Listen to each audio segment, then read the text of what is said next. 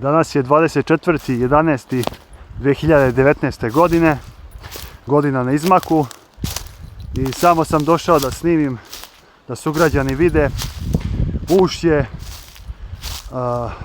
Lazarevačke kanalizacije koje je nekad bilo poznato kao reka Lukavica.